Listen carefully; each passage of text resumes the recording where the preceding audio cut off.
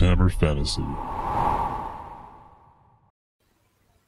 Welcome back to Vidhammer.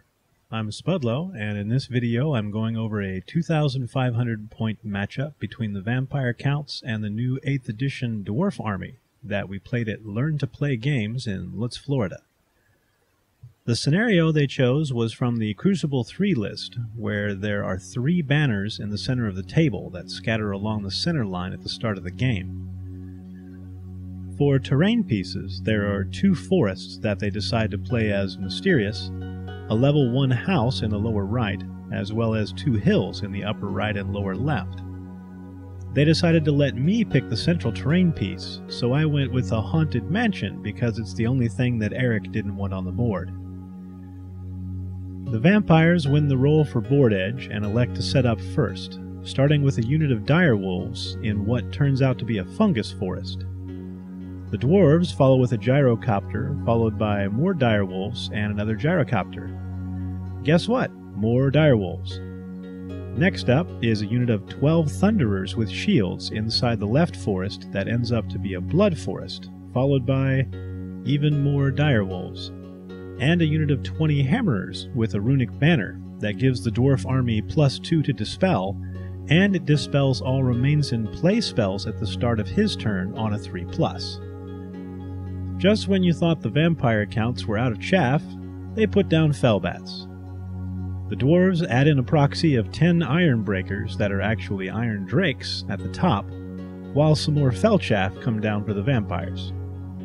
30 longbeards are added to the table, as well as some polar opposite zombie banner grabbers.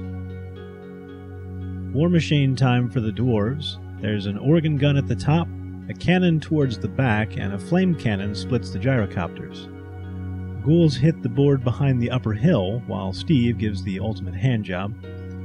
All that's left for the dwarves are the characters. In with the hammerers unit, there's a lord on shield bearers, which gives him +2 wounds. He also has toughness 10 and a strength of 4, unless of course he's going up against something that's toughness 5 or more, then he's strength 8. He also has a 1+ armor save. Then there's a Thane BSB with a 4+ ward save, and it slows the charging unit by the highest roll on 2d6. Then a runesmith with a dispel rune, and the rune of stone for a 2+ armor save. Lastly, and with the longbeards, there's a runesmith with a 3+ ward save versus fire and another dispel rune. Final placements for the vampire counts are 2 terrorgeists and a block of 12 black knights. Then his characters come down in the cavalry unit, except for his general that starts behind the terrain piece, so the ghouls and upper terrorgeists will be able to march on the first turn. Then there's an ancestral grudge roll for the dwarves that comes up on a 3, so all the characters in the dwarf army gain hatred against all the characters in the opposite army. Eric makes his vanguard moves for his direwolves, then he wins the first turn roll. We backtrack for a moment and let the vampire counts roll for spells, with the level 4 vampire lord getting Invocation of Nehek, Van Hell's Dance Macabre, Raise Dead, and Hellish Vigor. The level 1 goes for the signature Invocation, and the level 2 with the Lore of Death gets Doom and Darkness and Spirit Leech. The game starts out with a small fleet of chaff moving up on the war machines and gyrocopters. The rest of the army marches up as well, with the terrorgeists staying within the general's range for this turn. The first magic phase is 8 versus 6. The vampires use the first 2 dice for a bound spell from the Book of Archon to cast Van Hell's Dance Macabre on the ghouls unit that moves them up 8 inches. The next 2 dice go for Raise Dead, and even though the dwarves throw 3 to dispel, they don't match the casting costs, and a unit of 11 zombies comes up right in front of the Iron Drakes. Then 1 die for an attempted Spirit Leech, which fails, and a final shot of 3 dice for Van Hell's, but this one gets dispelled with the first rune. With the Terrorgeist out of range, we head over to the dwarves.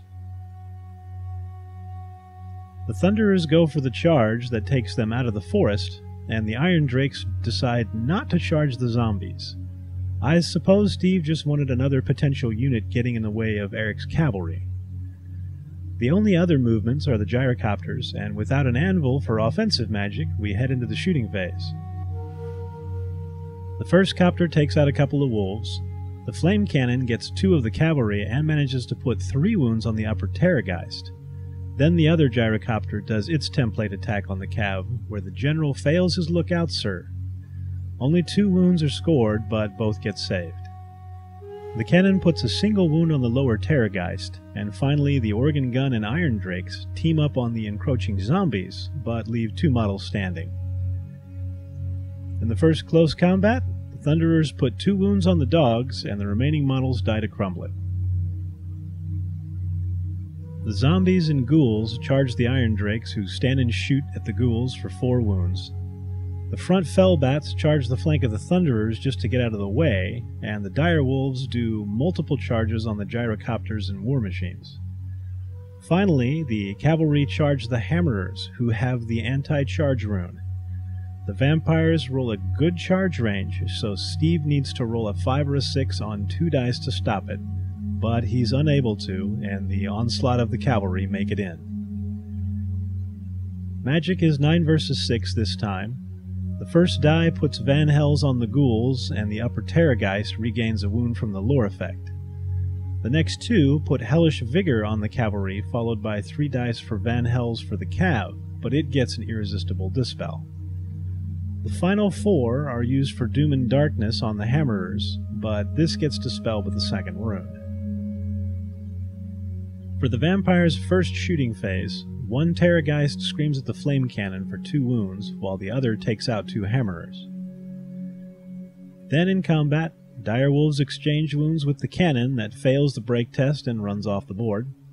The next wolf unit exchanges wounds with a gyrocopter, which also fails its break test, and gets caught when it flies away, with the dogs overrunning into the flame cannon combat, which is up next on the list, and is unable to offer up much of a resistance.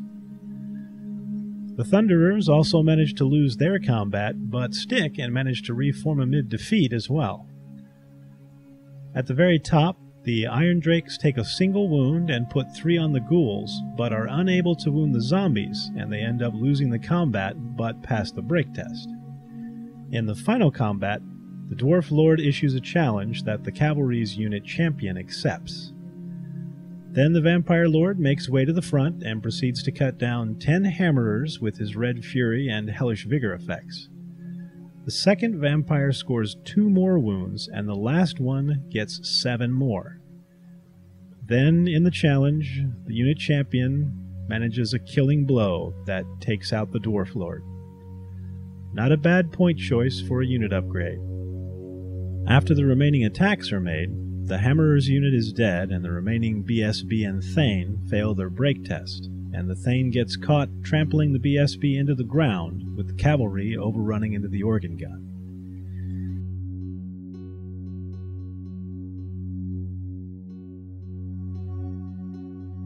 Even though there are more turns left to play, the remainder of the game really just looks like this. Who's your daddy?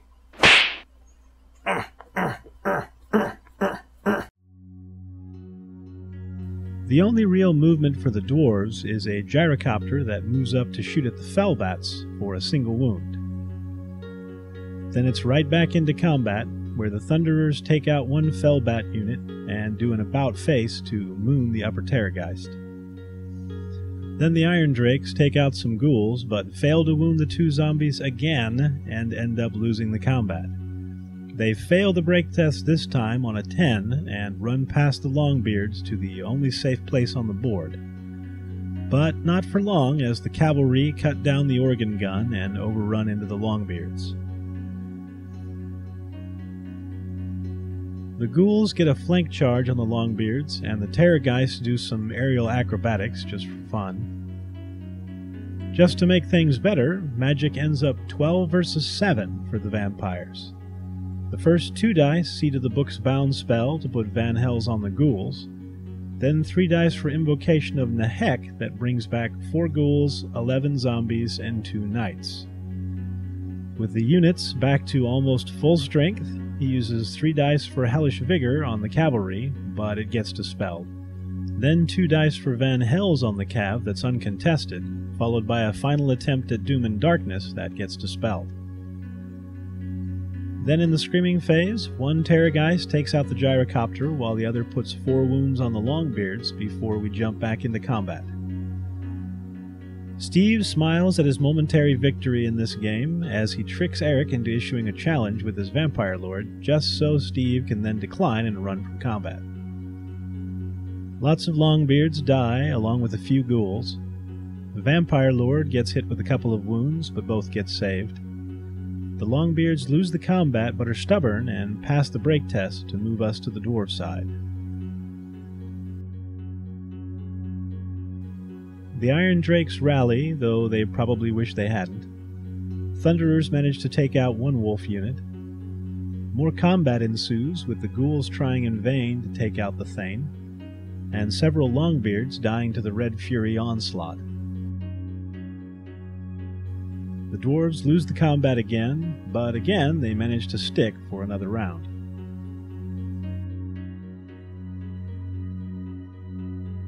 For the final turn, the Terrorgeists decide to join in for some combat.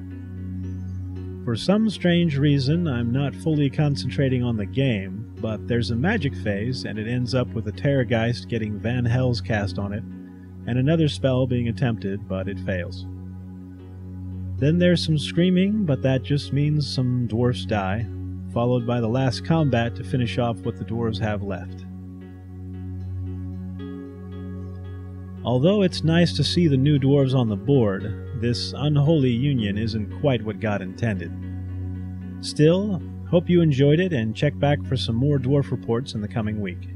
Do us a favor and subscribe, like the video if you want to see more, and as always, send us a comment if you have any tactics or matchups you'd like to see. Till next time from Vidhammer, keep fighting.